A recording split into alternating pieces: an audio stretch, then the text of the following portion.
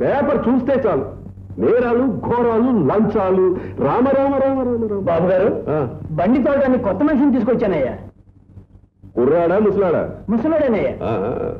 ముసలాడే. తాత ఏ ఊరు నీది? రామకోలులో ఆరబోతున్నాను గనుక ఇంకా మీ ఊరే నా ఊరు. సరే గాని ఆ మురళీగాడిలాగా సంక్రాంతి పండుగ ఇళ్ళనుకుని కలవాడతావా లేక గిత్తలు తిన్నగా నడిపించగలవా? గిత్తల్లాంటి మడుసులను కూడా దారిలో ఎట్టేయగలను బాబు. ఇదిగో తాత, అమ్మాయి గాని జాగ్రత్తగా కాలేజీ తీసుకెళ్లి తీసుకురావాలి. పువ్వుల్లో ఇటు పట్టుకొచ్చేస్తాను బాబు గారు. ఇదిగో గీత, పెళ్లి వారు వస్తానన్నారు, సెలవు పెట్టి వచ్చి. సెలవు పెట్టలేను. అవునవును, పరీక్షలు అయ్యాక ఎలాగో సెలవులేగా.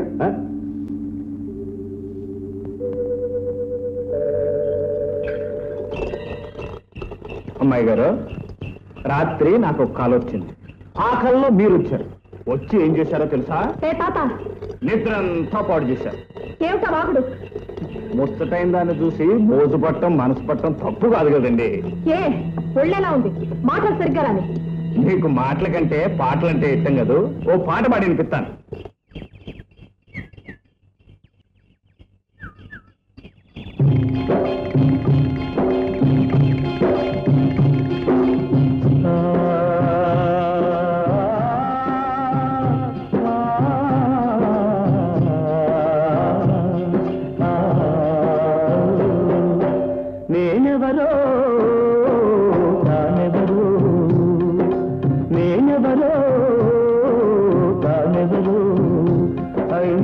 కదలకుంది కళ్ళల్లో ఆ రూపు, ఎగలు ఎదుగుతుంది ఆమెపై నా వలపు. అవునవును, ఆ కొలన దగ్గర బండాపాల తామర పూలు కోసుకురావాలి కదూ.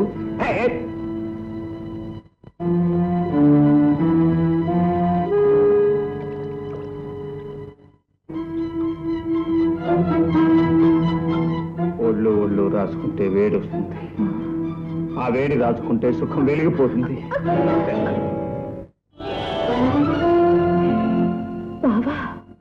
అవును, నేనే మీ బాబుని పిలిచి పంచాయతీ పెట్టించు దమ్ముంటే. అది కాదు బావా.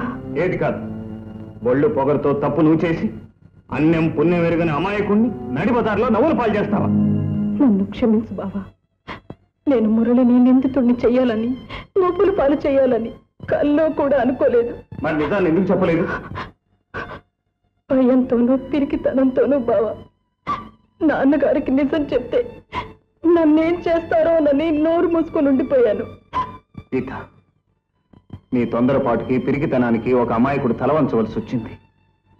వయసు వేడిలో నువ్వు చేయబోయిన పొరపాటు అతనికి ఎంత అన్యాయం చేసిందో చూసావా? బావా, ఈ తప్పుకు శిక్ష ఈ బ్రతుకు అతనికి అంకితం చేయడమే. గీత, అవును బావా, మురళి మీద నాకున్న ఇష్టం క్షణికమైంది కాదు, శాశ్వతమైంది. మనసారా అతన్ని పెళ్లి చేసుకోవాలని కోరుకుంటున్నాను. నిజంగానా గీత? ఏ అంతస్తు ఐశ్వర్యం లేని ఆ పేదవాడితో జీవితం పంచుకోవాలనుకుంటున్నావా? ప్రేమకి ఐశ్వర్యంతో పని లేదు, పెళ్లికి అంతస్తు అవసరం లేదు.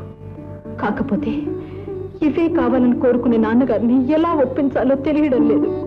ఆ విషయం నేను చూసుకుంటాను. బీద గొప్పల హద్దులు చెరిపివేసే నీ పెళ్లి నా చేతుల మీదుగా నేను చేయిస్తాను.